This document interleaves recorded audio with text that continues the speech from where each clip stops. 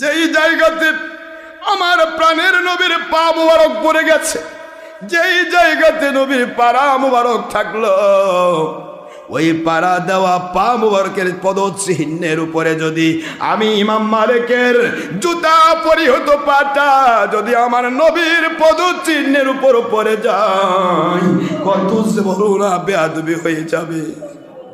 আল্লাহর ওলি কোনো কিছুতে আরোহণ করা এইটা তো কোনো গুনার কারণ নয়।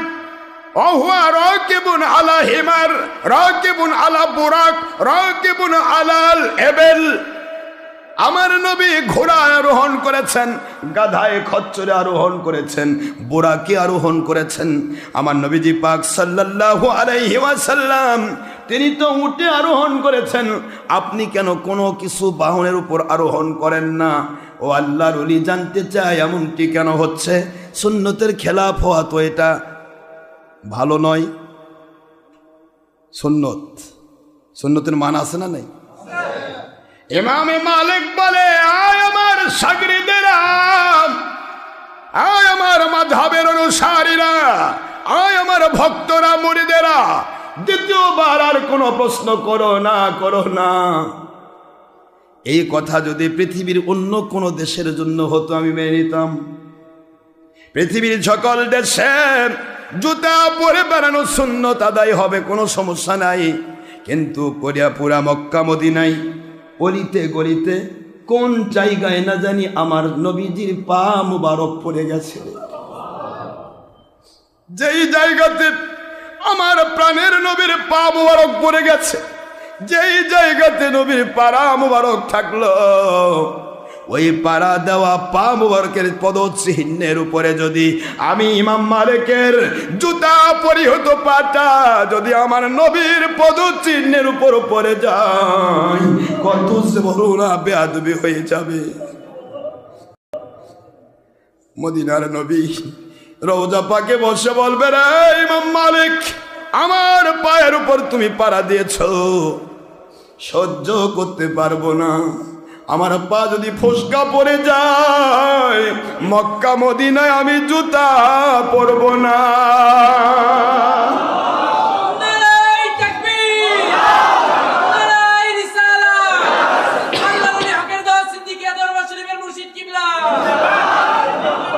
পায়ে যদি ফসকা পড়ে যায় চলে যাক, পা যদি ফেটে যায় চলে যাক।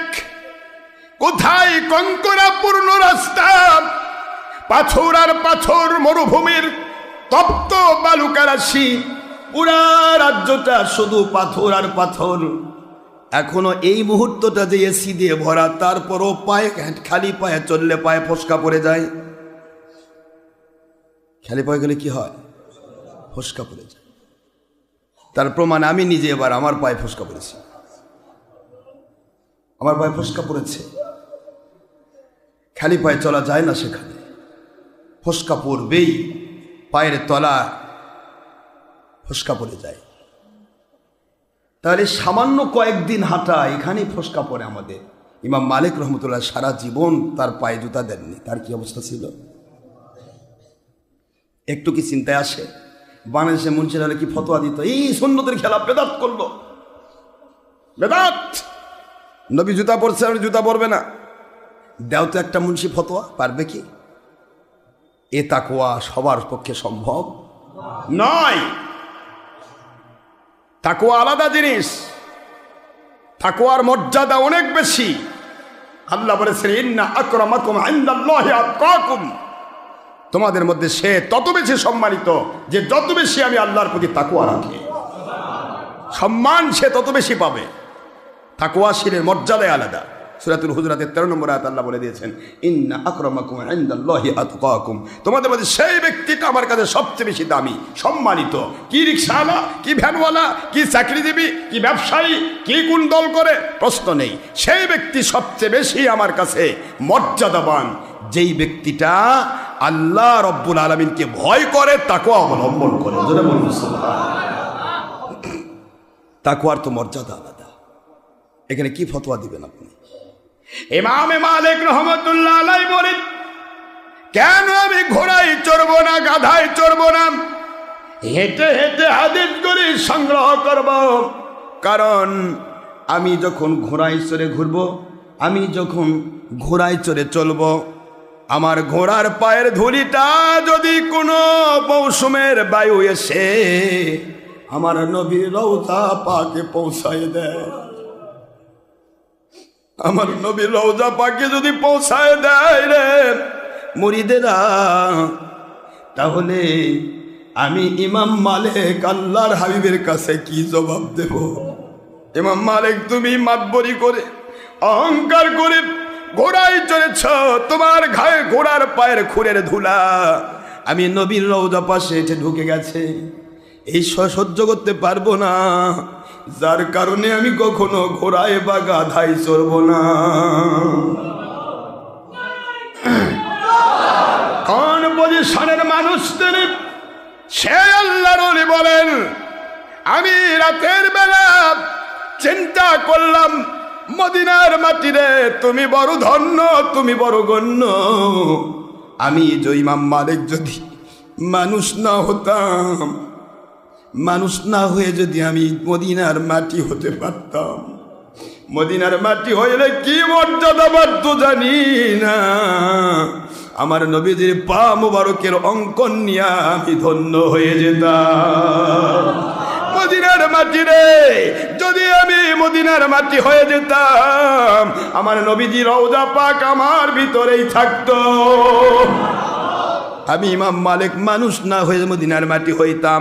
ইমাম মালিক রহমতুল্লাহ আলাইহি বলেন, আমার আল্লাহর কসম করে বলি, আল্লাহিল্লাযী নাফসি বিয়াদি, ওই মালিকের কসম, রাতের অন্ধকারে শুয়ে পড়লাম, আমার ঘরটা নূরের আলোতে আলোময় হয়ে যায়।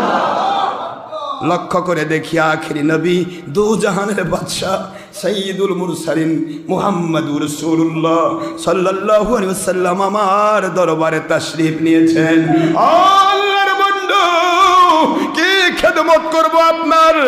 লাব্বাইকা সাদাইকা ইয়া রাসূলুল্লাহ সাল্লাল্লাহু আলাইহি ওয়াসাল্লাম বলে আমি আমার ইমাম মালিক রহমতুল্লাহ বলেন, আমি আমার নবীজির সামনে দাঁড়ায় গেলাম। আল্লাহর বন্ধু বলে, ইমাম মালিক, আপনি মদিনার মাটি হতে চেয়েছেন আমাকে মহব্বত করার জন্য,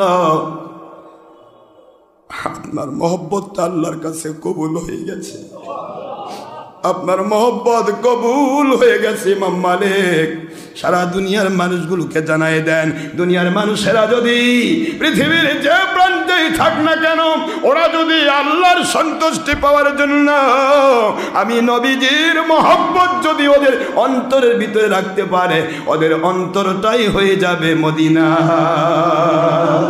আল্লাহু আকবার।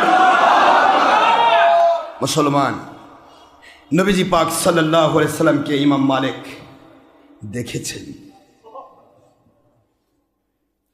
আমাদের বাংলাদেশে এমন পীর সাহেবও আছে যে পীর সাহেব দুনিয়ার স্বার্থে নিজেকে বিক্রি করে দিয়ে বলতেছে, নবী দেখা লাগে না। নবীর দিকে কেউ বলে? নবীর দিকে বলা হয় না, এটা নিজেকে জাহির করা। তাহলে ইমাম মালিক কি জাহির করলেন? কথা কন না কেন? কি হল? পৃথিবীতে যে নবীকে না দেখে বলবে আমি নবী পাক সাল্লাল্লাহু আলাইহি ওয়াসাল্লামকে দেখেছি, সে কাফের হবে। আর নবীজি পাক সাল্লাল্লাহু আলাইহি ওয়াসাল্লামকে যে দেখলো তারপরে যে কয় আমি দেখিনি, তাও সে কাফের হবে। অথবা কেউ প্রচার করলো আমার নবীজির পশম মুবারক এইটা, এই পশম মুবারক যদি নবীর হয়, আর কেউ যদি বলে নবীর পশম মুবারক স্বীকার করি না, সে কাফের হবে। নবীজি পাক সাল্লাল্লাহু আলাইহি ওয়াসাল্লামের পশম মুবারক নয়, কেউ যদি একটা ফালতু পশম নিয়ে পড়ে এটা নবীর পশম, সে কাফের হবে। এটা হলো আকায়েদ। ইসলামের শরীয়তের আকায়েদও বোঝে না গো আজকের 2 নম্বর পীর। ধর্মের স্বার্থে, দুনিয়ার স্বার্থে, অর্থের স্বার্থে নফসের গোলামি করতে গিয়ে আকায়েদও বোঝে না, ইসলামও বোঝে না, তাসাউফও বোঝে না, কোরআন হাদিস মাকিয়াস তো বোঝেই না। মাদ্রাসার বান্ধব তোকেই দেখেনি, বিভিন্ন পীর সাহেব তোমরা দৌড়াদৌড়ি করে 2-4 টাকা কামাইয়ের একটা ফোন দিয়ে আঁটে বিভিন্ন পীরগিরি করতেছে। এরকম পীর আছে না? নাই? এলেম নাই, কালাম নাই। কখনো কয় আমি মুজাহিদ জামানের মুরিদ, কখনো কয় আমি ধাওয়াকুলার মুরিদ, কখনো কয় আমি অমুকের মুরিদ, তারপরে দেখা যায় সাজদাতে একটা নামও নাই, তার কোনো সাজদাই নেই। তার সাজদা কি, কোত্থেকে খেলাফত আসলো, কে তোমাকে খেলাফত দিল, এইরকম নাই। তাহলে এই সমস্ত পীরদের তো শয়তান দখল করবেই, কথা ঠিক না? কত বড় স্পর্ধা! পীর সাহেব বলতেছে একজন পীর, আমি নাম বলবো না, কিছুদিন আগে আমার খুব ভক্ত ছিল। আমি কোনো পীরের বিরুদ্ধে নই, আল্লাহর কসম। যারা হক্কানি ওলিয়া উলিয়া, যারা হক্কানি মুফতি মুহাদ্দিস মুফাসসির, হক্কানি আলেম, তারা আমার মাথার তাজ। নবীজি সম্পর্কে উৎপাত করবে না, ওলিয়া উলিয়া সম্পর্কে উৎপাত করবে না, আল্লাহ এবং রসুল সম্পর্কে কোনো উৎপাত করবে না, তারা আমার মাথার তাজ। তাদের সাথে আমার কোনো নফসের গোলামি নেই যে নফসের গোলামিকেও তাদের বিরোধিতা করতে হবে। কিন্তু সত্যকে যখন কেউ অস্বীকার করে তখন আর সে মুসলমান থাকে না। পীরত্ব তো দূরে থাক, মুসলিমই থাকবে না, তার মুসলিমত্ব কেটে যাবে। তো এখন দেখা যাচ্ছে যে অনেক পীরের মুরিদেরা এখন আমাদের কাছে বায়াত হয়ে যাচ্ছে। এই কারণে কিছু পীর তার নফসের গোলামি করতে গিয়ে দেখতেছে কে একটা পুরি মুরিদ কেটে যাওয়া মানে তো আমার 100 টাকা কমে গেল, মাসিক চাঁদা 2 টাকা কমে গেল। এই যে চাঁদা কমে যাচ্ছে এই ভয়ে এখন মুরিদদের কাছে লুকে লুকে বলতেছে, কয় যে আশরাফ সিদ্দিকীর কাছে যাওয়া লাগবে, সে তো নিজে জাহির করতেছে সে নবীকে দেখছে। এ কথা কি কয়? নবীজিকে দেখে সে যদি না বলে তাহলে আমার নবী পাক সাল্লাল্লাহু আলাইহি ওয়াসাল্লামকে গোপন করা হলো না? পৃথিবীর কয়টা ইতিহাস দেখবেন আপনি? ইমাম মালিক রহমতুল্লাহ বলে, আমি কতবার নবীকে দেখছি, তার কোনো ইয়ত্তা নেই, বলা সম্ভব নয় কতবার দেখেছে, মুখস্থ নাই। ইমাম আবুল আব্বাস মারাসি রহমতুল্লাহ বলেন, আল্লাহর কসম, আমি প্রতিবার প্রতি মুহূর্ত যদি নবী না দেখতাম আমি নিজেকে মুসলিম বলতাম না। বলেন তো এটা কি? নবীজির সাথে যার যত গুড কানেকশন সে ব্যক্তি তত বেশি নবীকে দেখবে। সুবহানাল্লাহ। এটাতে তো হিংসা করার কিছু নেই, এখানে তো কোনো অহংকার করার কিছু নেই, এখানে তো জাহির করার কিছু নেই। পৃথিবীতে সকল ওলিয়া উলিয়া বলছেন আমি নবীকে দিয়েছি, কোন ওলি বলে নাই? হযরত ইমাম মালিক বলেন, আমার নবীকে দেখায় শুধু নয়, আমার আল্লাহকে আমি মেসালি সুরতে 100 বার দেখেছি। বলেন এখন কি বলবেন? ইমাম মালিক নিজে জাহির করছে? তাহলে জাহেল পীর সাহেব যদি হয় মূর্খ পীর, আর মূর্খ পীরের মূর্খ মুরিদ, তাহলে সে উল্টা পাল্টা বলতে পারে, কথা ঠিক না? সে জানেই না, ইসলাম বোঝেই না। আবার পীরগিরি আল্লাহর নবীকে দেখতে বলে আবার ইস্তেখারা করা লাগে। ইস্তেখারা করতে হয় মানুষকে। ইস্তেখারা কি জন্য করতে হয়? যদি কোনো মঙ্গল অমঙ্গল কিছু জানার জন্য। সেটাও বোঝে না, নবীকে দেখার জন্য বলে ইস্তেখারা করা লাগে। কয় যে আমি 3 দিন ইস্তেখারা করলাম, নবীকে দেখা পাইনি। নবীকে দেখলে ইস্তেখারা করা লাগে না? নবীকে দেখার জন্য দরুদ পড়তে হয়। কি কথা করছেন না কেন? নবীজি পাক সাল্লাল্লাহু আলাইহি ওয়াসাল্লামকে দেখতে হলে দরুদ পড়তে হয়, দরুদের কানেকশন লাগাতে হয়, নবীর সাথে মহব্বতের কানেকশন লাগাতে হয়, নবীজিকে মানতে হয়, নবী যা হারাম করেছেন তা ছাড়তে হয়, নবী যা হালাল করেছেন তা ধরতে হয়। নবীজি পাক সাল্লাল্লাহু আলাইহি ওয়াসাল্লামকে মানার মতো যে মানে তার সাথে নবীর দেখা হয়। সুবহানাল্লাহ। আপনি নবীকে মানবেন না, আপনি সারাদিন সুদের প্রসাদে চলবেন। কথা বলেন। যে পীর সাহেবের কথা কইছে সে পীরে পুরা সুদের কারবার দিয়ে চলে।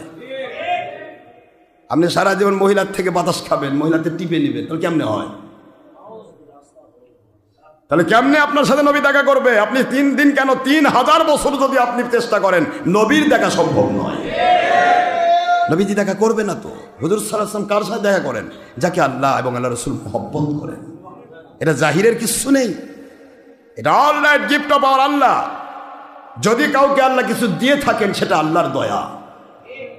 নবীজির মহব্বত এটা কারো কাছ থেকে কিছু জোর করে চেয়ে পাওয়ার জিনিস নয়। জোর করে আপনি বলেন নবী দেখেই ফেলবো, এত সহজ না। আর নবী যদি দেখা করতে চান আপনি বলবেন আমি দেখা করব না, তাও না, নবী দেখা করবেই। এটা নবীজির ব্যাপার।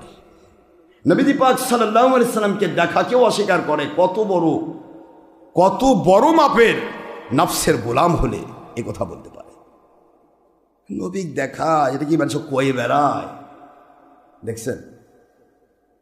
আপনি না দেখলে বলবেন কেমনে? আমার 9 বছরের শিশু সন্তান আমার নবী দেখছে, আমি বললে সমস্যা কি?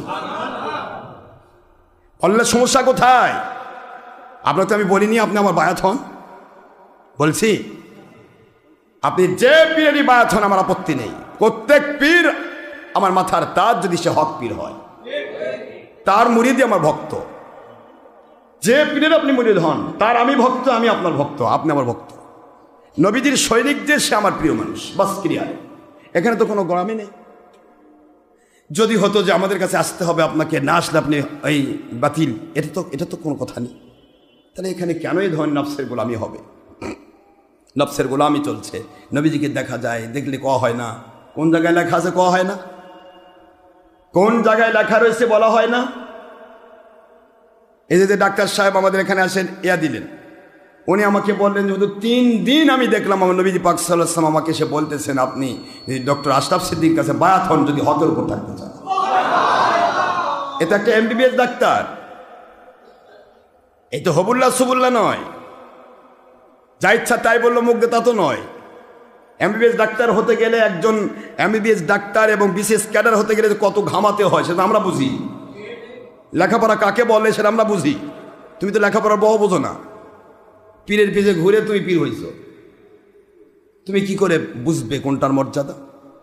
নবীজি পাক সাল্লাল্লাহু আলাইহি ওয়াসাল্লামকে দেখা যায় এবং তা অস্বীকার করা যাবে না, স্বীকার করতে হবে। এ পর্যন্ত আমার কতগুলো মুরিদ আমাকে বলেছে হুজুর আমি দেখতেছি হুজুর পাক সাল্লাল্লাহু আলাইহি ওয়াসাল্লামকে আপনি দেখে দিচ্ছেন, এই যে আমার নবী দেখে নিন। তো তাহলে এটা কি জাহির কি হলো? এটা নবীজি পাক সাল্লাল্লাহু আলাইহি ওয়াসাল্লামকে জাহির কি?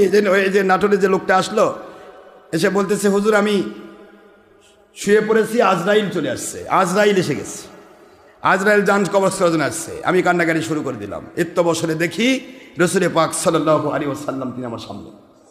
হুজুর সাল্লাল্লাহু আলাইহি ওয়াসাল্লাম বলতেছেন আমি তোমার আখিরি নবী, টেনশন করো না, তোমার হায়াত এখনো শেষ হয় নাই। সুবহানাল্লাহ বলে। ইয়া রাসূলুল্লাহ সাল্লাল্লাহু আলাইহি ওয়াসাল্লাম আমি কেবল একটা সত্য পথে উঠলাম, কেবল আমি একটা জায়গাতে বায়াত হয়েছি। হুজুর সাল্লাল্লাহু আলাইহি ওয়াসাল্লাম বলেন তুমি বায়াত হয়েছো, সত্য পথে উঠেছো, এই জন্য তোমার কাছে এত তাড়াতাড়ি আসবে না, টেনশন করো না, তুমি সত্য পথে থাকো। এটা কি আল্লাহর হাবিবকে দেখা? সে কি বলবে যে আমি অন্য কাউকে দেখছি? বলা যাবে? বাবাজিরা আমার, শুধু এতটুকুই নয়, ইমাম মালিক রহমতুল্লাহ আলাইহি বললেন এই কথা।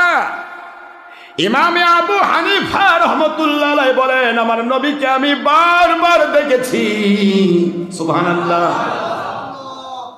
এবং আমার আল্লাহকে আমি 82 বার মিসালি সুরতে দেখেছি। এগুলি কি দিয়ে নিবেন? ওনারা জাহির করেছেন, ওনারা জাহির করেছেন।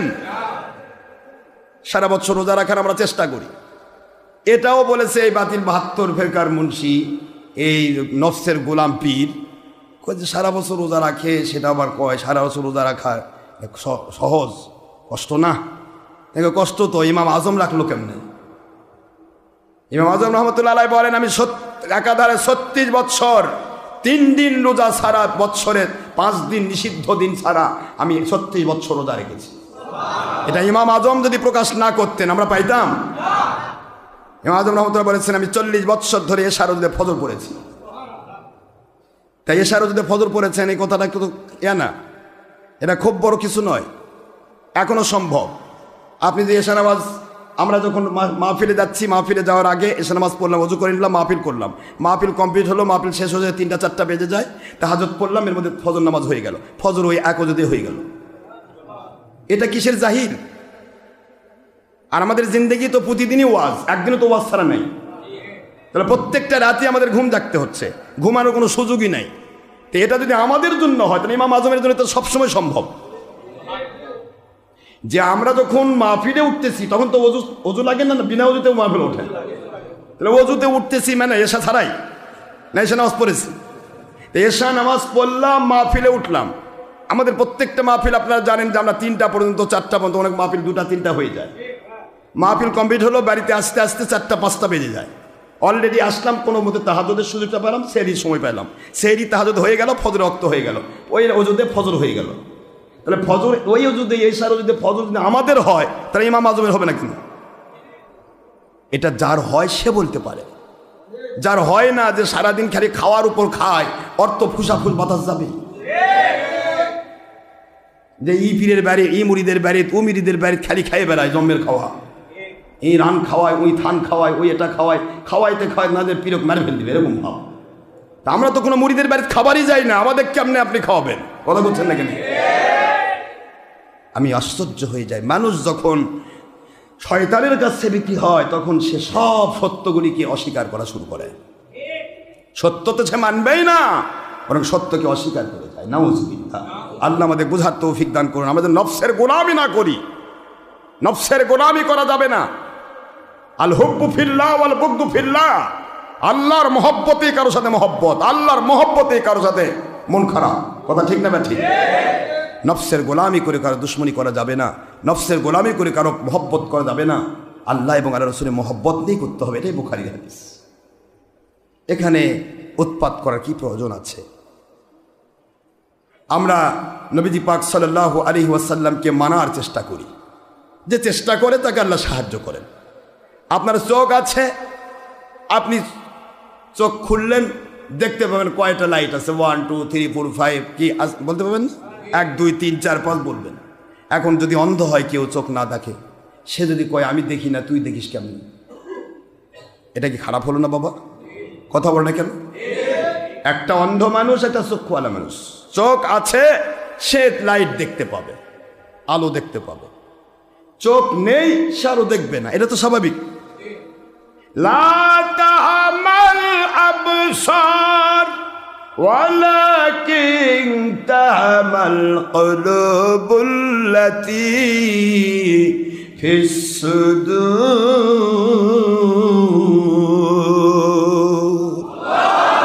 আল্লাহ বলেন, দুনিয়ার অন্ধকার যাবতীয় হারাম কাজকে যখন মানুষ করে, আর আল্লাহর বিরোধী কাজ যখন মানুষের দ্বারা হয়ে যায়, হারাম হালাল যখন উল্টা পাল্টা হয়ে যায়, ওর উপরের চোখ দুটি দেখা যায় ঠিক আছে, কিন্তু অন্তর চক্ষুটা নষ্ট হয়ে যায়, যেই চক্ষু দিয়ে আল্লাহর নবী এবং আল্লাহর কুদরত দেখা যায়। আপনি গুনাহ করবেন, আপনার চোখ দিয়ে তো চোখের উপর ছানি পড়বে। এ কথাও বলা হয়েছে, ডক্টর আশরাফ সিদ্দিকী সে অনেক লোককে নিয়ে মাহফিলে যায়, অনেক লোককে নিয়ে আমরা মাহফিলে যাই, টাক ভরে ভরে নিয়ে আসলে মাহফিলে। আচ্ছা, আমি কি কাউকে কই কি যে ভাই টাক ভরে যাওয়া লাগবে? আমার মুরিদেরা পাগলের মতো যায়, আমি করবোটা কি? আমি কি বলবো যে তোমরা যেও না? তাহলে তো আমার অন্যায় হবে। এখন তুমি পীর সাহেব, তুমি যদি ঢোল বাজাও, বাবা আমার সাথে আসো, তোমার সাথে কেউ যাবে না, যাবে না দেখে তুমি নিয়ে যেতে পারো না। কিন্তু আমাদের সাথে যায়, আল্লাহর বাণী, আল্লাহ পাক দয়া করেছে, আমাদের মহব্বতের লোকেরা তারা পাগলের মতো ছুটে যায়। তাতে খাওয়ারও চিন্তা নাই, পড়ারও চিন্তা নাই, নেওয়ারও চিন্তা নাই, কি ঠিক না? বা ঠিক যাচ্ছে, তাতে এটা কি এটা কি এটা সমালোচনার বিষয়? কেউ সমালোচনা করলে তার নিয়ম আছে রে বাবা, সমালোচনা একটা নিয়ম আছে। একটা জিনিস সমালোচনা করতে গেলে সেটা চিন্তা করতে হবে, এটা কি, এই সমালোচনাটা কি কোরআন সুন্নাহ সম্মত? যদি কোরআন সুন্নাহ সম্মত হয় তাহলে আলহামদুলিল্লাহ, আপনি ঠিক আছেন। কিন্তু একজন পীরের সাথে 10 জন যাবে না, 500 জন যাবে না, কয়জন যাবে না, পীর বলবে কেমনে? আমি কি সরমনায় পীরের মতো কইছি যে যেখানে আমার মাহফিল হবে প্রত্যেক আশেপাশের ডিস্ট্রিক্টের লোক হাইজ ভরে ভরে যাওয়া লাগবে, না হলে তোমরা আমার মুরিদ না, এরকম কইছি নাকি? আমার মুরিদ কে গেল কিন্তু তো চিন্তাই করি না। বরং বগুড়ার আশেপাশের ডিস্ট্রিক্ট যারা, এই ডিস্ট্রিক্টগুলোতে তারা বলে যে হুজুর আমরা তো আপনাকে পাই না, যতটুকু আশেপাশের ডিস্ট্রিক্টে যতটুকু সম্ভব আমরা একটু যাব। এইভাবে করে তারা গাড়ি নিয়ে যায়, কেউ বাস নিয়ে যায় বা ট্রাক নিয়ে যায়, নিয়ে গেল, সেটা তার ইচ্ছা, এটা তো আমার কোনো বিষয় নেই। আমি বগুড়ার বাইরে যত ডিস্ট্রিক্ট আছে সব মাহফিলে তুমি একা যায়, একটা লোকও আমার সাথে থাকে না, আল্লাহ ছাড়া। বগুড়ার আশেপাশের ডিস্ট্রিক্টগুলো ছাড়া বাইরে মাহফিলে যে সিলেট থেকে আসলাম, চট্টগ্রামে গেলাম, বা হয়তো অন্যান্য ডিস্ট্রিক্টে যেখানে যাই, কোন কাউকে নিয়ে গেছি বাবা? এই সাতক্ষীরাতে গেলাম, বা যে ডিস্ট্রিক্টে যাই, যে বিভাগে যাই, এগুলিতে আমি একা যাই, এবং সেখানে গিয়ে আমি হোটেলে থাকি, কোনো মানুষের বাড়িতে থাকি না। কারণ মানুষের বাড়িতে থাকতে গেলেই একটা না একটা সমস্যা হওয়ার সম্ভাবনা থাকবে, যার কারণে বেশিরভাগ সময় বিভিন্ন জায়গাতে হোটেল আছে। যে আমাদের ময়মনসিংহের খলিফা আছে, উনিও বললেন যে হুজুর আমাদের এখানে ওখানে ময়মনসিংহের যে বড় হোটেল আমির হোটেল, না আমির হোটেলের মালিক, উনিও আমাদের ভক্ত। তো হোটেল থাকাটাই বেশি উত্তম হয়, সেখানে কোনো রকমের ভেজাল থাকে না। কিন্তু নফসের গোলাম পীর সাহেব কী করছে, কয় যে এত লোক নিতে লাগবে, একজন লোক 2 জন লোক সাথে থাকলেই হয়। আপনি তো সবসময় একজন লোক নিয়ে যাবেনই, কারণ হচ্ছে আপনি প্রত্যেক মুরিদের বাড়ি বাড়ি ঘোরেন। এখন মুরিদ নিয়ে গেলেন, ড্রাইভার আর আপনার হেল্পার থাকলো গাড়ির মধ্যে ঘুমে, আপনি এখন মুরিদের বাড়ির যা মুরিদের বইয়ের হাত দিয়ে তেল পানি খাচ্ছেন, তা আমার কি করার আছে? আপনি কি চাচ্ছেন সব পীরই এটা করবে? এটা কি, এটা গোলামি না? নফসের গোলামি নয়?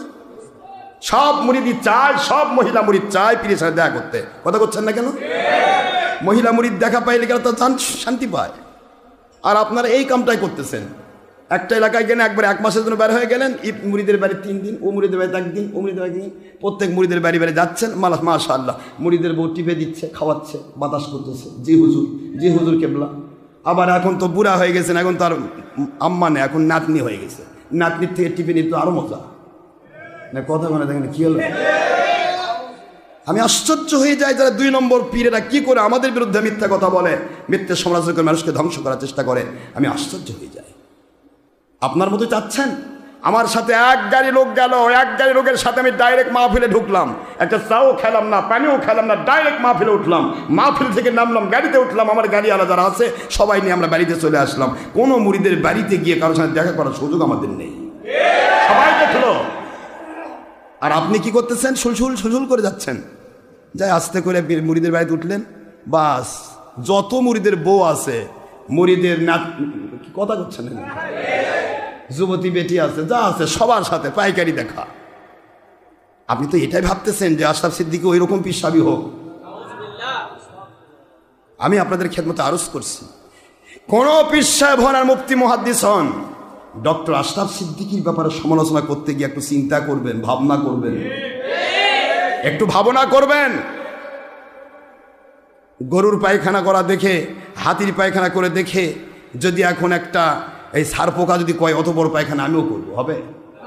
কোন তবে দেখেন তো সার পোকা কোথায়, আর গরু এটা হাতির পায়খানা। আর হাতির পায়খানা তো 5,000 সার পোকা কবর দিবে পায়খানায়।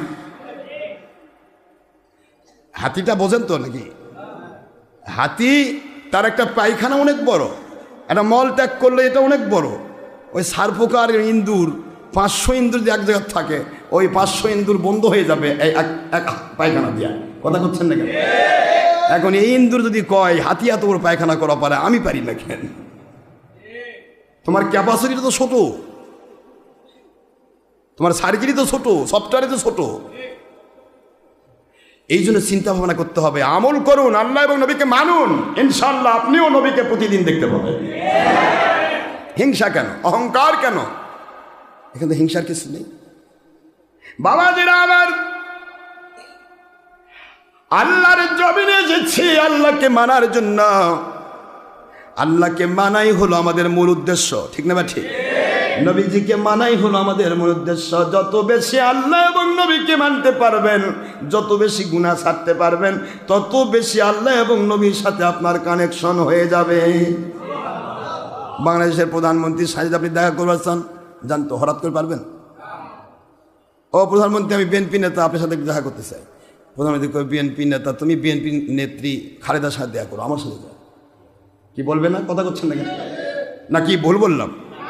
খালেদা জিয়ার সাথে দেখা করতে চাই, খালেদা জিয়া যদি কয় আমি আওয়ামী লীগ নেতা, তোমার সাথে দেখা করতে চাই, খালেদা বাবা তোমার দরকার নেই, তুমি তোমার নেত্রীর সাথে দেখা করো। কি ঠিক আছে না বাবা? এটা তো কাজ। তুমি সারাদিন শয়তান বগলত্তরে নিয়ে থাকো, আর আমি নবীক দেবো, কেমনে হয়? তুমি নবীকে মানো, নবীর অনুসরণ করো, আমার নবী ইচ্ছা করেছে দেখা দেবে। বগলে নিজের শয়তান ডেকে তো নবী দেখতে চাইলে হবে না। তাই বলে আরেকজন নবীকে মানে সে নবীকে দেখে, তারটা তুমি অস্বীকার করতে পারো না, কারণ তুমি অন্ধ বলে সবাই অন্ধ না, তোমার চোখ না থাকতে পারে।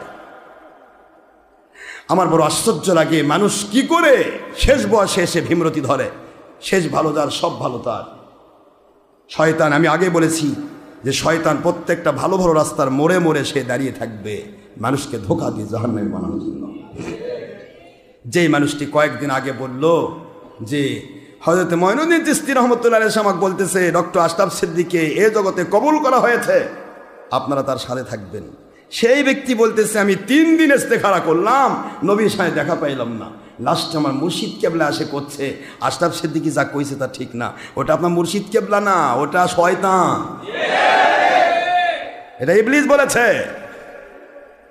ইবলিস সবার রূপ ধারণ করতে পারে, আখেই নবীর রূপ ধারণ করতে পারে না। সুবহানাল্লাহ বলবেন না জোরে?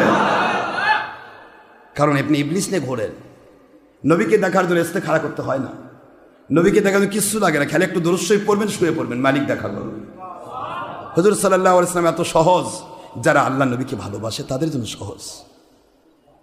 একই জায়গায় প্রধানমন্ত্রী বগুড়ার বড় আওয়ামী লীগ নেতার জন্য দেখা করা সহজ, ওই একই জায়গায় বগুড়ার বড় প্রধানমন্ত্রী যাই বিরোধী, তার সাথে দেখা করা খুব কঠিন। কথা করছেন না কেন?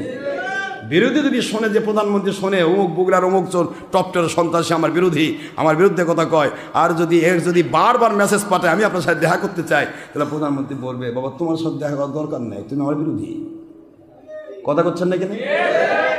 আর যদি বগুড়ার ভালো একজন ব্যক্তি যার সাথে তার সম্পর্ক ভালো, সেই দেখা করবে চায়, তাই তুমি কোনদিন দেখা আসো, অমুক দিন আমার বাসায় চলে আসো, দাওয়াত দিয়ে দিবে। কথা করছেন না কেন? আমার নবীর সাথে তার সম্পর্ক যত ভালো, তার সাথে নবী বারবার দেখা দেবে। যার সম্পর্ক ভালো নয়, সে উপরে লেভেল করে বেড়াতে পারে নবীর বন্ধু, কিন্তু নবীর বন্ধু সে নয়, সে দেখা করতে পারবে, সে নবীর সাথে দেখা দিতে পারবে না, কখনোই দেখা পাবে না। ইমামে আজম রহমতুল্লাহ আলাইহি বলেন, আমি আমার নবীকে বারবার দেখেছি এবং ৮২ বার আমার আল্লাহকে মেসালি সুরতে দেখেছি। ইমাম আহমদ বিন হাম্বল রহমতুল্লাহ আলাইহি বলেন, রে দুনিয়ার মানুষেরা, কে কতবার কাকে দেখেছো আমি জানতে চাই না। আমি ইমাম আহমদ বিন হাম্বল রহমতুল্লাহ আলাইহি নবীকে বারবার দেখেছি, বারবার দেখেছি। আর আমার আল্লাহ রব্বুল আলামিনকে মেসালি সুরতে আমি ৮০ বার দেখেছি।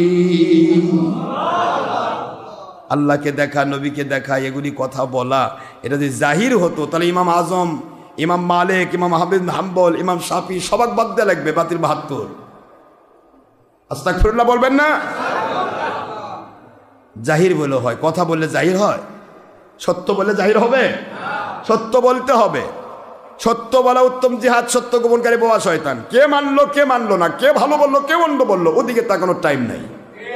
এটাই তো নিয়ম নাকি? عن أبي هريرة رضي الله تعالى عنه قال قال رسول الله صلى الله عليه وسلم من أحب لله وأبغض لله وأعطى لله ومنع لله فقد استكمل الإيمان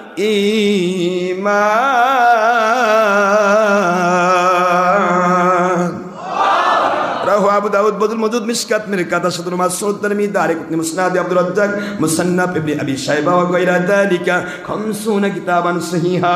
আল্লাহর বন্ধু বলেন, দুনিয়ার মুসলমানেরা, মান আহাব্বা লিল্লাহ, যে ব্যক্তি আল্লাহর জন্যই কারো সাথে ভালোবাসা করে, কারো সাথে মহব্বত রাখে, কারো সাথে সম্পর্ক রাখে, কাউকে সমর্থন করে, মান আবগাদা লিল্লাহ, আল্লাহকে ভালোবাসার জন্যই আল্লাহ বিরোধী নবী বিরোধী শক্তির সাথে দুশ্মনী করে, সম্পর্ক নষ্ট করে, সমর্থন কেটে দেয়, ভালোবাসে না, মহব্বত করে না। ওমান আতা লিল্লাহ, আল্লাহকে ভালোবাসার জন্যই যারা সত্য কথা উত্তমভাবে মানুষকে পৌঁছে দেয়, কোনো প্রকার নফসের গোলামি নয়, আল্লাহ এবং নবীর মহব্বতে সত্য কথা যারা মানুষের কাছে প্রচার করে।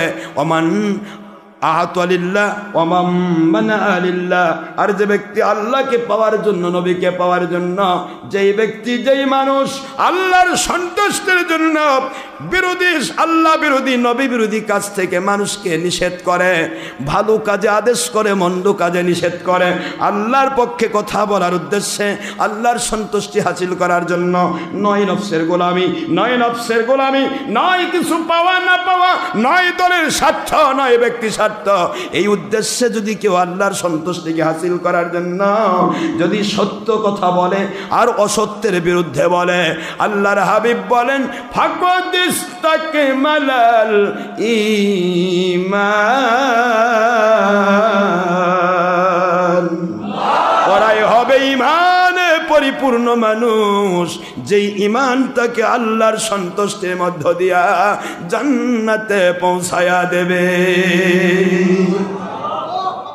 তাহলে আল্লাহর সন্তুষ্টির মধ্য দিয়েই ভালোবাসতে হবে, সমর্থন করতে হবে, ঠিক না বাবাজিরা? মেজাজ খারাপ নেই আপনাদের? কার কার মেজাজ খারাপ হাত তুলেন তো দেখি।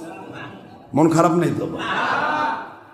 আল্লাহকে পাওয়ার আশায় ভালোবাসা, আল্লাহকে পাওয়ার আশায় কারোর সাথে মন খারাপ করা, এটাই তো ঠিক নাকি? না এর বিপরীত কিছু?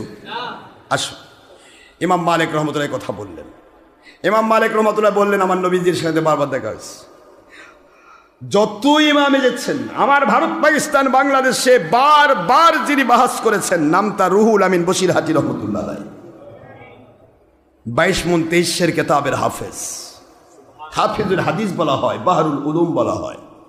সে আল্লাহর ওলি বলতেছেন, আমি 1 নয় 2 নয় আমার নবীজি সাল্লাল্লাহু আলাইহি ওয়াসাল্লামকে কমের পক্ষে 500 বার আমি দেখেছি।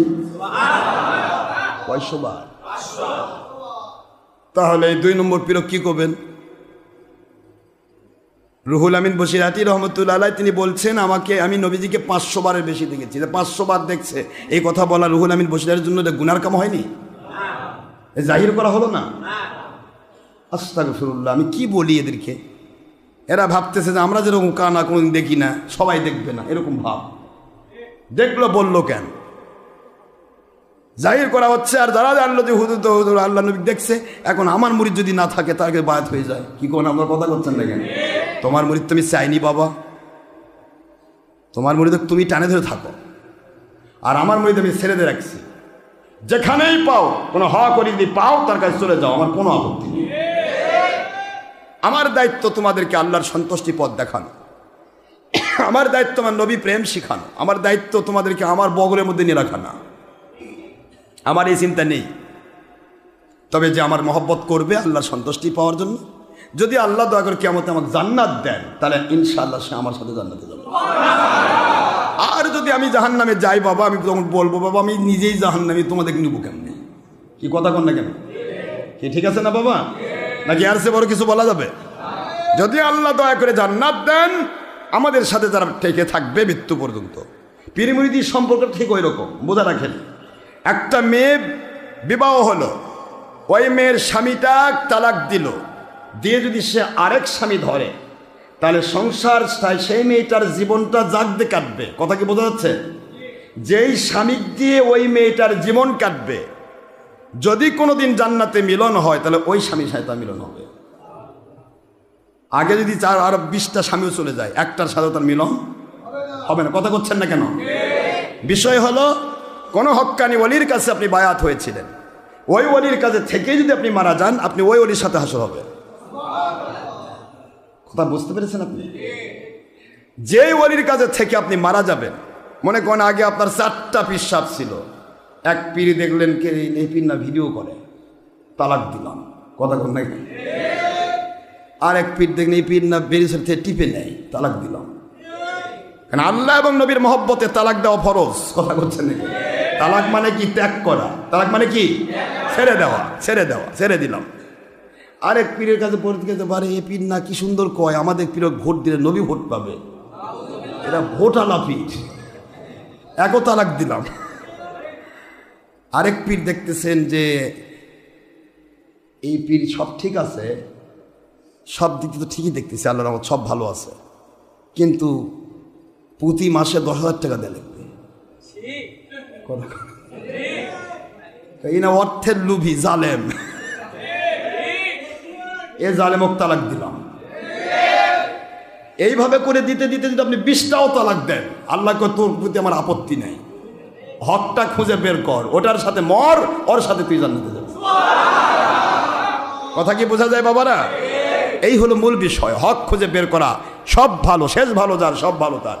পরিশেষে আপনি যার সাথে সংসার করতে পারবেন, যেই মহিলা লাস্টে যে স্বামীর সাথে সংসার করবে, ওই স্বামীর সাথে তার কিয়ামতে হয়তো যদি তারা দুজন জান্নাতে মিলন হয়, ওই স্বামীর সাথে মিলন হবে। লাস্টে যেই পীরের সাথে আপনার সম্পর্ক হবে, যেই পীরের সাথে থেকে আপনার জীবনটা কেটে যাবে, ওই পীরের সাথে আপনার হাসর হবে। ওই পীর যদি জাহান্নামী হয়, তার সাথে আপনি জাহান্নামের নিয়ামত খাবেন। ওই পীর যদি জান্নাতি হয়, তার সাথে তিনি জান্নাতে যাবেন। কথা কি বুঝতেছেন আপনারা? যেটা ভালো লাগে করেন, এতে আপত্তি নেই, সমস্যা তো কিছু নেই। হিংসা, বিদ্বেষ, অহংকার, ঠেলাফেলি, ঠেলাঠেলি, নফসের গোলামি, এগুলি কোনোটাই চলবে না, কখনোই নয়। স্টেট কাট কথা, আমার আল্লাহ সত্যবাদী, আমার নবীজি সত্যবাদী, সত্যিকারের উলিল আমার আল্লাহ হক্কানি ওলি আউলিয়া যারা, তারা সত্য কথা বলে। কথা ঠিক না বেঠিক? বাবা যে আমার কয়জন ওলির কথা বলবো? আব্দুল হক মুহাদ্দিস দেহলভী রহমতুল্লাহ আলাইহি সকল ওলিয়া উলিয়ার সম্রাট, একদিকে নকশবন্দিয়া মুজাদ্দিদিয়া তরিকায় ডাইরেক্ট মুজাদ্দিদ আল পেসানির কাছ থেকে খেলাফত প্রাপ্ত, সুবহানাল্লাহ। আরেকদিকে আব্দুল কাদের জিলানী রহমতুল্লাহ আলাইহি কদরিয়া তরিকার খেলাফত প্রাপ্ত, একটু সুবহানাল্লাহ বলেন। সেই আল্লাহর ওলি আব্দুল হক মুহাদ্দিস দেহলভী রহমতুল্লাহ আলাইহি ভারত, পাকিস্তান, বাংলাদেশের এমন কোনো দল নাই, কি জামাতি, কি লামাঝাবি, তবলিগি, সুরমোনাই, ওহাবি, খারেজি, দেওবন্দি, ফুরফুরা, মেদিনীপুর, জনপুর, সরসিনা, কদরিয়া, তিস্তিয়া, নকশবন্দিয়া, মুজাদ্দেদিয়া, এমন কোনো ওয়ালি নাই যেই ওয়ালির কানেকশন হযরত আব্দুল হক মুহাদ্দিস দেহলভির সাথে মিলে নাই। সবার কানেকশন কোথায় গেছে? আব্দুল হক মুহাদ্দিস দেহলভি পর্যন্ত গিয়েছে। ভালো করে মুখস্থ করে রাখেন, এই কথাগুলি জানা দরকার আপনাদের। কষ্ট হচ্ছে না তো? বাংলাদেশে যারা আমরা এই যে চরমনায় দাবি করতেছে না, চরমনায়, তাবলিগ, কাওমি, খারেজি, হেফাজতে, এদের সবার গোড়া হচ্ছে হাজী এমদাদুল্লাহ মহাজের মক্কি। বলে মা কথা করছেন না কেন? হাজী এমদাদুল্লাহ মহাজের, হাজী এমদাদুল্লাহ মহাজের মক্কি তিনি হচ্ছেন নূর মোহাম্মদ জানজানজাবি, ওনার খেলাফত। আর নূর মোহাম্মদ জানজানজাবি রহমতুল্লাহ আলাই হযরত আহমদ শহীদ বেলবি রহমতুল্লাহ খেলাফত। আহমদ শহীদ বেলবি রহমতুল্লাহ আলাই হযরত আব্দুল হক মুহাদ্দিস দেহলভির খেলাফত। একটু সুবহানাল্লাহ। ফুরফুরার পীর আবু বকর সিদ্দিক আল কুরাইশি মধ্যে জামান আমার দাদা হযরত কিবলা, তিনি হযরত শাহ ফতে আলী ওয়াইসি রহমতুল্লাহ আলাই খেলাফত। জৈনপুরী পীর সাহেব ওয়াজেদ আলী রহমতুল্লাহ আলাই, যেখান থেকে বাংলাদেশের যত আটরশি, মাটরশি, এনায়েতপুরি, চন্দ্রপুরি যত আছে, এসবের গোড়া কিন্তু ওয়াজেদ আলী রহমতুল্লাহ। বুঝতেছেন নাকি আপনারা? ওয়াজেদ আলী রহমতুল্লাহ আমার সিঙ্গাগাড়ি দরবার, বাংলাদেশের যত জনপুরি দাবিদার হযরত কারামত আলীর জনপুরি রহমতুল্লাহর সাথে সম্পৃক্ত তারা। এই কারামত আলীর জনপুরি রহমতুল্লাহ সিলসিলা, আমার ফুরফুরা সিলসিলা একটাই সিলসিলা। তাহলে গোড়াতে গোড়ার সবাই ঠিক, সবাই ছবি ভিডিওর বিরুদ্ধে। এখন যদি কেউ ছবি ভিডিও করে তাহলে গোড়া ঠিক না আগা ঠিক? তাহলে ওনার মুরিদ দাবি করে যে কেউ ছবি ভিডিওতে মত্ত হয়ে যায়। ওনাদের গোড়াতে আছে আম ধরে, গোড়ার গাছে আম ধরে, আর আগালে গিয়ে জাম ধরে বা তেঁতুল ধরে, তাহলে তো মুশকিল খবর। কথা কোনো দেখেন নাকি? সবার গোড়াটা দেখেন, আপনারা মন খারাপ করেন না, বুঝতে পারতেছেন আমার কথা? গোড়াটা দেখেন, সবার গোড়া এক জায়গায় পৌঁছেছে। ওয়াজেদ আলী রহমতুল্লাহ আলাই এবং শাহ সুফি ফতে আলী, আমার মুজাহিদুজ্জামান রহমতুল্লাহ আলাই, দুইজন একই পীরের খেলাফত প্রাপ্ত। নাম শাহ সুফি ফতে আলী ওয়াইসি রহমতুল্লাহ আলাই। শাহ সুফি ফতে আলী ওয়াইসি রহমতুল্লাহ আলাই তিনি নূর মোহাম্মদ নিজামপুরি রহমতুল্লাহ খেলাফত প্রাপ্ত। নূর মোহাম্মদ নিজামপুরি রহমতুল্লাহ আলাই হযরত আহমদ শহীদ বেলবি রহমতুল্লাহ খেলাফত প্রাপ্ত। আহমদ শহীদ বেলবি রহমতুল্লাহ মিলে গেছেন আব্দুল হক মুহাদ্দিস দেহলভির সাথে। একটু সুবহানাল্লাহ বলবেন না? বাংলাদেশে এমন কোনো দল নেই, এমন কোনো মত নেই, এমন কোনো ব্যক্তি নেই যেই ব্যক্তি আব্দুল হক মুহাদ্দিস দেহলভিকে অস্বীকার করতে পারে, এমন কোনো পীর নাই। সে যে মার্কা পীরই হোক। বর্তমানে ওহাবি পীর হয়েছে, কিন্তু আগে সুন্নি পীর ছিল। মানে গোড়াটা কি ছিল? গোড়াটা সুন্নি, গোড়াটা আমের গাছ। তবে এখন একটু ওই কলম, ওই সৌদি আরবের ওহাবিদের পানি পড়া খাইয়া ওই ওহাবি মার্কা কলম নিয়ে আসে আমের গাছের ডালের সাথে লাগাই দিছে। কথা করে থাকেন কি? আমার কথা কি বুঝে আসে বাবারা? এই বাতিল 72 পেরকা এত আজরাইল মনে করে কেন? এরা জানে আশরাফ সিদ্দিকী যদি আমাদের গোড়া টান দেয় তাহলে আগা শেষ। সকলের গোড়া একটাই। ওই গোড়াগুলি কারা যারা স্বীকার করবে, সে যে মার্কা পীর হোক, আশরাফ সিদ্দিকীর কথাগুলি স্বীকার করতে বাধ্য। যে মার্কা পীর হোক, যে মার্কা দল হোক, গোড়া যদি স্বীকার করতে চায় তাহলে তার। আর যদি কয় না আমার গোড়াটাই ভুল ছিল, আমার আঘাত যেটা তেঁতুল ধরছে এটাই ঠিক। এখন কোনো জ্ঞানীকে যদি আমি বলি বাবা গোড়াটা আমের গাছ, পুরা কাণ্ডটা আমের, এখন মাথায় এক ডালে ধরেছে আম, আরেক ডালে ধরেছে তেঁতুল, এখন এটা কোন ফলটাই আসল ফল? একটা জ্ঞানীকে বললে সে বলবে আমের গাছের গোড়া যেটা সেটাই যে ফল, এটা আসল। কথা বলছেন না কেন? আর আমের গাছের গোড়ার বাদ দিয়ে যে ফল ওই ডাল আসে কলম লাগাইছে, এটা বলবে যে এটা ডুপ্লিকেট, কারণ ওই অন্য দিক থেকে নিয়ে এসে লাগাই দিছে। যার কারণে বাতিল 72 ফেরকা আমাদের জম মনে করে, আজরাইল মনে করে। এরা ভাবে যে কে গোড়ার দিকে যাচ্ছে, তাহলে তো আমাদের অস্তিত্ব থাকবে না। গোড়া কেটে ফেলে দিলে পুরাটাই বাতিল হয়ে যায়। কিন্তু আঘাত সমস্যা হয়েছে। আমার গাছে 10টা ডাল আছে, 10 ডালের 11 ডালই আমার আমের, আর একটা ডাল তেঁতুলের। আমি তেঁতুলের ডালটা কেটে ফেলে দিলাম, আমার কোনো আপত্তি নেই। কথা বলছেন না কেন? কিন্তু আমি যদি ওই তেঁতুলক বাঁচবার যাই গোড়া কেটে দেই, তাহলে সবটাই কেটে দেবো। কথা কি বুঝে আসে? আমার কথা কি বুঝতে আপনাদের অসুবিধা হয়? अक्लमंद और समझदार के लिए इशारा काफ़ी है, जगह जी लगा है कि दुनिया नहीं है, एबरात की जाहे तमाशा नहीं है, जो आएंगे गुफ्तान को न जाने फाक, चबर तख्त मुर्दा चबर खाक। জ্ঞানীদের জন্য ইশারায় যথেষ্ট। সারাদিন কথা বললেও একটা অজ্ঞানী মূর্খ মানুষ যা বুঝবে না, জ্ঞানী মানুষের কাছে একটা কথা বললেই তার সব বুঝে থাকবে।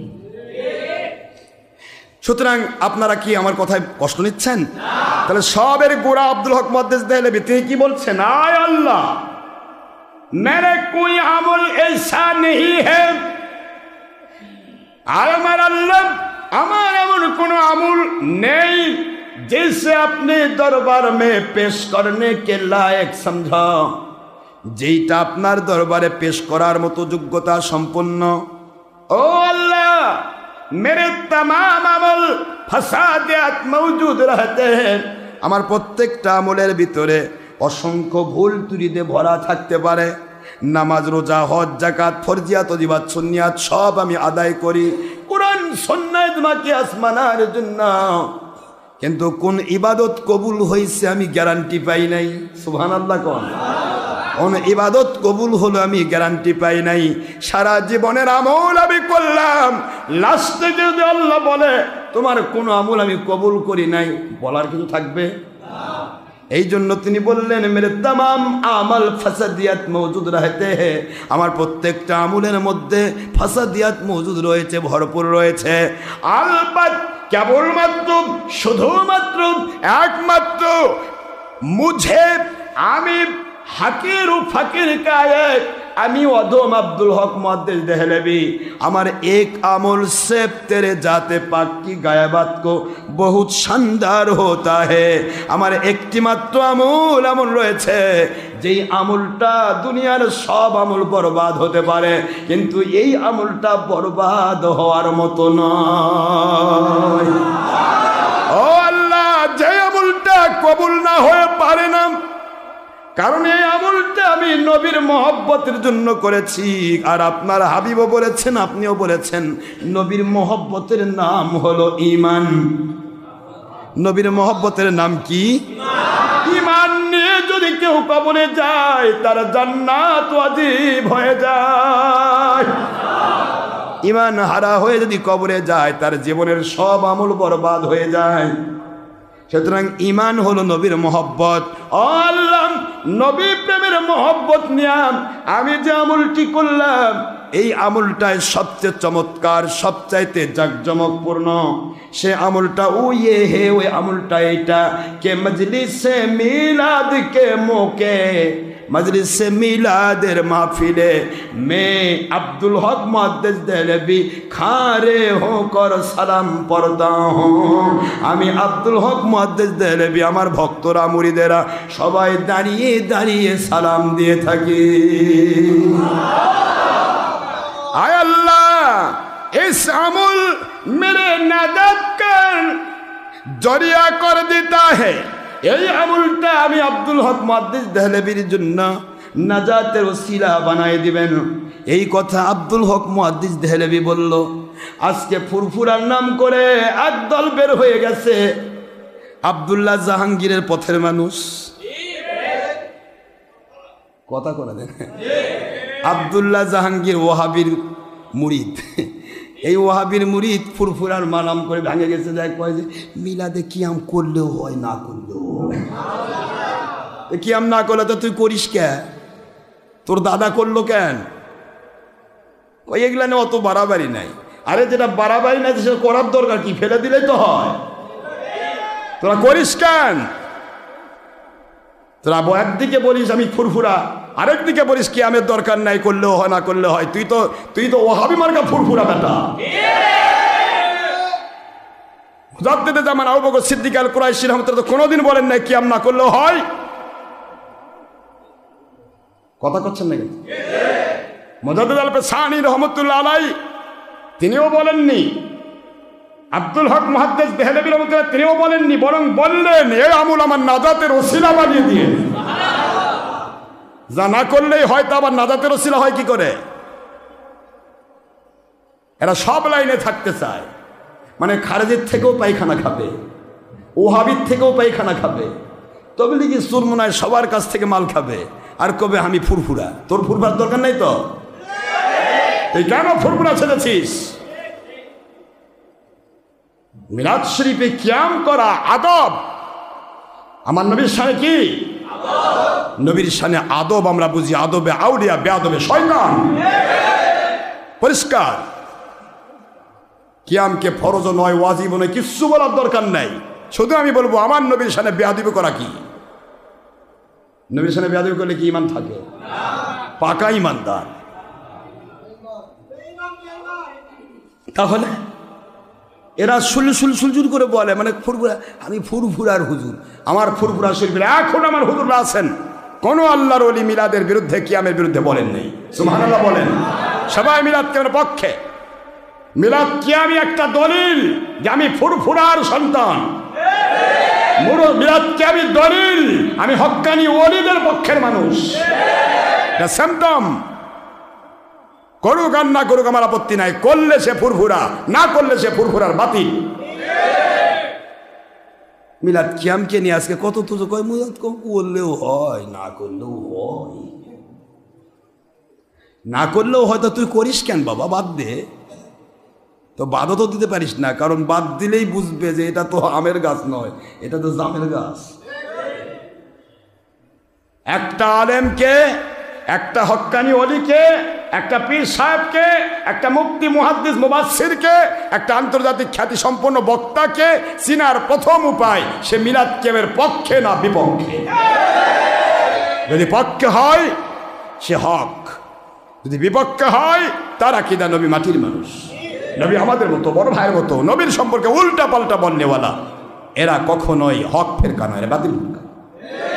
মিলাদ কিয়াম সবচেয়ে বড় একটা সিম্পটম। এটা ফরজ ওয়াজিবের প্রশ্ন নয়, প্রশ্ন হচ্ছে মিলাদ কিয়াম একটা সিম্পটম, একটা চিহ্ন। কথা বুঝতে পারতেছেন? যদি আপনি আমার এখানে আসেন, ডক্টর আশরাফ সিদ্দিকীর হকের দাওয়াত সিদ্দিকিয়া দরবারে যাব, তাহলে এখানকার সিম্পটম, এখানে আসলে আপনাকে চিন্তা করে ঢুকতে হবে। ওখানে গেলে নামাজ কিন্তু ওই একটাই পড়া যাবে না। আমার এখানকার সিম্পটম, আমি নামাজ পড়াই আমার আল্লাহর নবী পাক সাল্লাল্লাহু আলাইহি সাল্লামের সিস্টেম মোতাবেক। আমি ঘড়ি দেখে কাঁটাই কাঁটাই বেদাতি নামাজ পড়াই না, কারণ আমার নবী কোনোদিন ঘড়ি দেখে নামাজ পড়ান নাই, আমি পড়াবো কেন? কথা কোনে দেখেন। আর না হলে বাতিল 72 কোম্পানিকে অর্ডার করেন যে ভাই আপনি একটু দয়া করে ওই দলিলটা দেন, পৃথিবীর কোন কেতাবের কত নম্বর পৃষ্ঠায় আছে আমার নবীজি কোথাকার ঘড়ি ফলো করে 1টার সময় নামাজ পড়েছেন, 1:30টার সময় নামাজ পড়েছেন। তুমি আমাকে দেখাও তো। ওই কিয়ামত হয়ে যাবে, ওর দলিল বের করা সম্ভব? ওই ইটা দুলদুল কেতাব বের করা লাগবে, নতুন করে বানান লাগবে, সম্ভব নয়। আপনার এখানকার সিম্পটমই হচ্ছে আপনাকে আসতে হলে আগে চিন্তা করে আসতে হবে যে ওখানে গেলে ক্ষুধার তাড়না সহ্য করা লাগবে, ওখানে গেলে সময় ব্যয় করার অনুসরণ করতে হবে। ভিতরে এরকম থাকে, হাইরে কখন ছাড়বে কখন ছাড়বে, তাহলে আপনি ওই 2 নম্বর বিভিন্ন ইয়ে আছে যা দেখেন, খুট ঢুকবেন, সালাম ফিরে দোয়ারও দরকার নেই, জুতা নিয়ে ফেলে দেবেন, কোনো সমস্যা নেই। প্রত্যেকটা জিনিসের একটা সিম্পটম আছে না নাই? সিম্পটম আছে না? তো সিম্পটম দিকে তাকাতে হবে। সিম্পটমটা আলাদা জিনিস, এটা একটা চিহ্ন। হুজুর বলেছেন আমার নামাজের সিস্টেম আমি দিলাম, প্রত্যেকটা নামাজ হবে পরের নামাজের আজানের পূর্ব মুহূর্ত পর্যন্ত। বিশেষ করে জোহর জুমা, এটা মুখস্থ রাখবেন। জোহর জুমা রক্ত আসবে একটা মানুষের চেহারা, একটা মানুষ অথবা একটা কাঠি, এর বুখারী মুসলিমের হাদিস, এটা গাড়ি দেওয়া হবে। এই কাঠিটা বা মানুষটার যখন থেকে কাঠিটার হেলে গেল, অর্থাৎ সোজা আছে, কি আছে? ছায়াটা কি আছে? সোজা। এই সোজাটা একটু হেলে গেল, তখন থেকে জুমা জোহর রক্ত শুরু হলো। হেলে গিয়ে এই কাঠিটা যখন ডবল হয়ে যাবে, ডবল, এই ডবল না হওয়া পর্যন্ত আসরের রক্ত আসবে না, জোহর জুমার রক্ত শেষ হবে না। সুবহানাল্লাহ বলবেন না জোরে? এরা কি কয়? নামাজের সময় পার হয়ে গেল। শরীয়তের ভিত্তি হচ্ছে আমার নবীজির কোরআন সুন্নাহ ইজমা কিয়াস। কোরআন সুন্নাহ ইজমা কিয়াসের বাইরে কোন ব্যক্তি কি বললো এদিকে তাকানোর টাইম আমাদের। ভালো লাগলে আসেন, না ভালো লাগলে পা কাটেন। আমি দেখানোর দায়িত্ব নিয়েছি, আমি কাউকে জুলুম করার দায়িত্ব নেই। আমার দায়িত্ব শেষ। আমার মালিকের পক্ষ থেকে আমি দায়িত্ব নিয়েছি এইটাই, মানুষকে সত্যটা দেখাবো।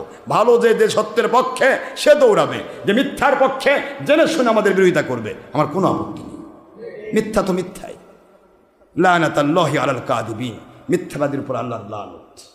আল্লাহর ওয়ালি বললেন, আয় আমার আল্লাহ, আমার মিলাদ কিয়ামের এই আমলটা আমি কেন এত বড় করে দেখলাম?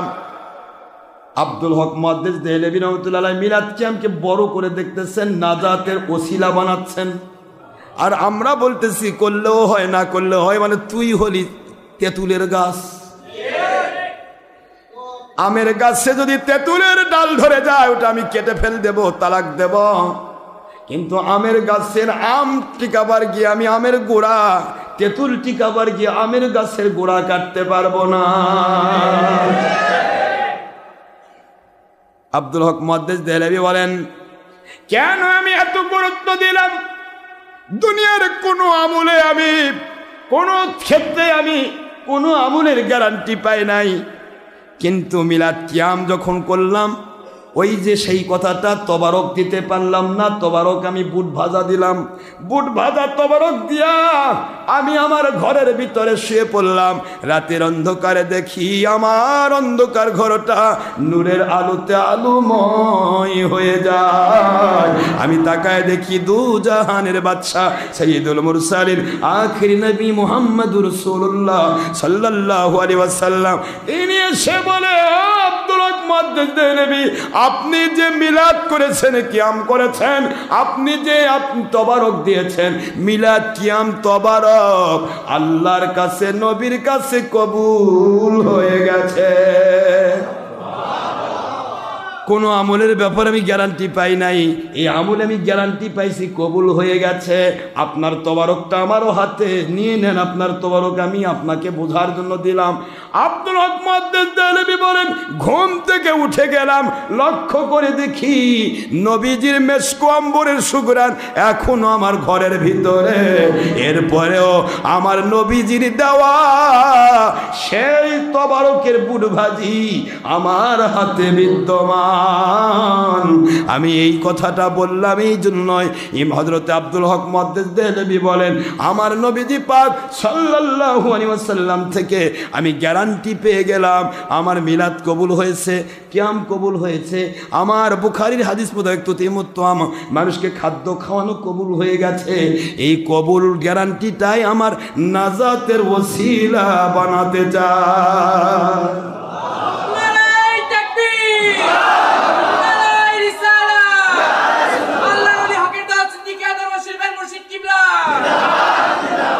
এখন আপনারা বলেন, আব্দুল হক মুহাদ্দিস দেহলভী যে বললেন আমি নবীকে দেখেছি, নবী আমার ঘরে আসলেন, আমার ঘরটা নূরের মতো আলোময় হয়ে গেল, এটাও জাহির করা হলো। তো আমার গোড়ায় যদি জাহির করে থাকে তাহলে আমার জাহির করলে সমস্যা কি? কথা কোনে কি হলো? তিনি বললেন আমার নবীকে আমি দেখেছি, তিনি আরো কঠিন কথা বলেছেন। আমি আব্দুল হক মুহাদ্দিস দেহলভী কেমনে দেহলভী হলাম? তিনি লিখেছেন, আমি যখন গেলাম মদিনা শরীফে, আমার নবীজি পাক সাল্লাল্লাহু আলাইহি ওয়াসাল্লামের রওজাতে সালাম দিলাম, হুজুরের সাথে দীর্ঘদিন রওজা পাকে থাকলাম, প্রতিদিন আমার নবীর সাথে দেখা হয়েছে। এই কথা আব্দুল হক মুহাদ্দিস দেহলভীর কথা, ডক্টর আশরাফের কথা নয়। আব্দুল হক মুহাদ্দিস দেহলভী রাহমাতুল্লাহ মদিনা শরীফে যতদিন ছিলেন নবীর সাথে দেখা হয়েছে। আমি গুনাহগার বললাম যে আমি হজে ছিলাম 43 দিন, আমার মালিকের দয়া নবীকে দেখেছি, এটা বললে আমার জাহির হলো, দোষ হলো। তা আব্দুল হক মুহাদ্দিস দেহলভীটা কি হবে? ওটা দোষ না? এই বাতিল নফসের গোলাম পীর সাহেবকে খুঁজে নেন, বলেন যে তাহলে তো তোর গোড়া নাই, এমনি তো তোর সাজরা নাই, এগুলো কি শুরু হয়েছে? সত্য বললেই তার বিরুদ্ধে মিথ্যা বলতে হবে, এ ধরনের চিন্তা চেতনা বাদ দেন, নয়তো বা ইবলিস শয়তান হয়ে মরতে হবে। চিন্তা আল্লাহর পক্ষে নেই, নবীর পক্ষে নেই। আব্দুল হক মুহাদ্দিস দেহলভী রাহমাতুল্লাহ আলাইহি বললেন, একদিন আমার নবী আমাকে ডাক দিয়ে বলতেছেন, আব্দুল হক, আমি আখেরি নবী বলছি, তুমি চলে যাও দিল্লিতে। সুবহানাল্লাহ কোন ইজহাব ইলা দিল্লি। ও আব্দুল হক মুহাদ্দিস দেহলভী, দিল্লিতে আপনার জন্য আমি হেদায়েতের জন্য রাখছি, দিল্লিতে চলে যান। আব্দুল হক মুহাদ্দিস দেহলভী বলেন, আল্লাহর হাবিব, একটি দিন যদি আপনাকে দেখতে না পাই আমি বিরহ ব্যথায় মারা যাব। আল্লাহর বন্ধু বলে, আব্দুল হক টেনশন করবেন না, আপনি চলে যান দিল্লিতে, ওখানে গিয়ে আব্দুল হক মুহাদ্দিস দেহলভী রহমতুল্লাহ আলাইকে অনেক মানুষ তাকে ভুল ঢুকাই দিয়েছিল একটা বিষয়ে, সেটা হলো মুজাদ্দেদ আল পেসানি রহমতুল্লাহ আলাইয়ের বিরুদ্ধে। মুজাদ্দেদ আল পেসানি রহমতুল্লাহ আলাই তিনি খাঁটি একজন আল্লাহর ওলি, তার বিরুদ্ধে আব্দুল হক মুহাদ্দিস দেহলভীর মধ্যে কদরিয়া তরিকার নাম করে এক শ্রেণীর ভণ্ড, তারা তার মধ্যে মিথ্যা অপবাদ দিয়েছিল। মুজাদ্দেদ আল পেসানি রহমতুল্লাহ তিনি নাকি আব্দুল কাদের জিলানীর বিরুদ্ধে কথা কইছে, নাউজুবিল্লাহ। যেহেতু আব্দুল হক মুহাদ্দিস দেহলভী কদরিয়া তরিকার সালেক ছিলেন, কি বলেন, কদরিয়া তরিকার সালেক এবং খেলাফত প্রাপ্ত, তিনি যখন শুনলেন হযরতে মুজাদ্দেদ আল পেসানি রহমতুল্লাহ আলাইহি আমার আব্দুল কাদের জিলানী রহমতুল্লাহর বিরুদ্ধে কথা বলেছে, এই কথাটার উপর ভিত্তি করে তিনি একটা বই লিখে ফেললেন মুজাদ্দেদ আল পেসানি রহমতুল্লাহ আলাইহির বিরুদ্ধে। বুঝতেছেন আপনারা? বই লিখে ফেললেন আর চিন্তা করলেন, যদি আব্দুল হক মুহাদ্দিস দেহলভী রহমতুল্লাহ আলাইহি চিন্তা করতেছেন যদি মুজাদ্দেদ আল পেসানি রহমতুল্লাহ হক হয়ে থাকেন, তাহলে আমার লেখা বইটার ব্যাপারে আমার নবীর ইন্ডিকেশন আমি পাবো। এই চিন্তায় বই লিখে ফেললেন, বিশাল বড় পাণ্ডুলিপি লিখে ফেললেন। রাতের অন্ধকারে দেখে আমার নবী বলেন, আব্দুল হক মুহাদ্দিস দেহলভী দিল্লিতে চলে যান আর হযরতে মুজাদ্দেদ আল পেসানির কাছে আপনি বায়াত হন। আল্লাহু আকবার বলে। আব্দুল হক মুহাদ্দিস দেহলভী বলেন, আল্লাহর কসম লেখা পাণ্ডুলিপিটা আমি সম্পূর্ণ ধ্বংস করে ফেললাম, কারণ আমি লিখলাম মুজাদ্দেদ আল পেসানির বিরুদ্ধে আর আমার নবী বলতেছে তার কাছে বায়াত হতে। আব্দুল হক মুহাদ্দিস দেহলভী বেশি জানেন, আমার নবী বেশি জানেন? আব্দুল হক মুহাদ্দিস দেহলভী বলেন, আমার আল্লাহ পাকের দয়া পেয়েছে, নবীজি আমাকে তার বায়াত হতে বলেছেন। বোঝাই যায় তিনি আমার নবীর পক্ষে আছেন, আল্লাহর পক্ষে আছেন। এই জন্য আমি পাণ্ডুলিপি ধ্বংস করে ফেললাম। দিল্লিতে চলে যাওয়ার আগে আল্লাহর হাবিব বলেন, যাও আব্দুল হক আমার মুজাদ্দেদ আল পেসানির কাছে বায়াত হও, এবং সেখানে বায়াত হয়ে ওখানকার নকশবন্দিয়া মুজাদ্দেদিয়া তরিকার সেখানকার সলেক হয়ে আপনি কোশিশ করেন প্রতিদিন এখানে যেমন দেখা পাচ্ছেন দিল্লিতেও আমি আল্লাহর নবী আপনার সাথে দেখা দেব। আব্দুল হক মুহাদ্দিস দেহলভী রহমতুল্লাহ আলাইহি তিনি দিল্লিতে চলে আসলেন, মুজাদ্দেদ আল পেসানি রহমতুল্লাহ আলাইহির কাছে বায়াত হলেন, তার কাছ থেকে সবক নিলেন। এই জন্য তিনি একাধারে কদরিয়া এবং নকশবন্দিয়া মুজাদ্দেদিয়া তরিকার একজন খেলাফতপ্রাপ্ত সবচাইতে বড় আল্লাহর ওলি। সুবহানাল্লাহ। তিনি প্রতিদিন হুজুর সাল্লাল্লাহু আলাইহি ওয়াসাল্লামকে দেখা করতেন। এখন বাংলাদেশের এই নফসের গোলাম পীর সাহেব যিনারা 3 দিন ইস্তেখারা করে নবীকে দেখা পাচ্ছেন না, এখন আপনি কি করবেন যে আব্দুল হক মুহাদ্দিস দেহলভী প্রতিদিন দিল্লিতে এসেও দেখা পাইছে, এটাও কি জাহির? মদিনা থেকে দেখা পায় সেটাও জাহির, মক্কা এসে দেখা করে সেটাও জাহির, দিল্লিতে এসে দেখা করে সেটাও জাহির। কথাবার্তা বলতে গিয়ে চিন্তা করতে হবে কার বিরুদ্ধে বলতেছি। কানার হাতে কুড়াল দিলে কচুর বাগান সাফ, নিজের পায়ে মেরে দিয়ে খোড়া হয়ে যাবেন, কানা হয়ে যাবেন, পা থাকবে না, হাঁটতে পারবেন না, গোড়া যদি কেটে যায় আগা বাঁচবে না, পা যদি না থাকে সে হাঁটতে পারে না। কথা ঠিক না? ঠিক। এই জন্য গোড়ার বিরুদ্ধাচরণ করা যাবে না, আমরা নফসের গোলামি করে কোনো কথা বলবো না। আল্লাহর হাবিব সাইয়্যিদুল মুরসালিন হযরত সাল্লাল্লাহু আলাইহি সাল্লাম বললেন, লা তামাসসু